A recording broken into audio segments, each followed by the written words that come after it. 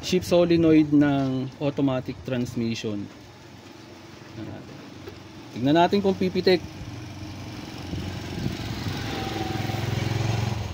Oops. Kulit ah. Yan. Oy, pumipitik. Ayun, maririnig naman. Close up mo dong.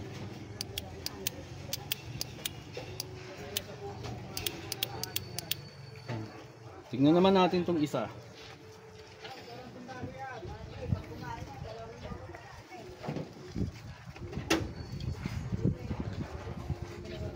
Ito yata ang walang reaksyon eh. Subukan natin mga bossing. Puro transmission ang hinaharap ko ngayon ah. Ayan, try natin. Baka mag-ground ako ah. Ba, pumitik isa lang no. Ayaw na. Wala na no. Meron ba? Hindi, yung ground ang ano. Ito ang tumutunog. Pero hindi pumipitik ang solenoid. Yan. So sira ito mga bossing. Papalit tayo ng shift solenoid. Ganun lang kasimple mag test ng shift solenoid. Ang uminit agad oh.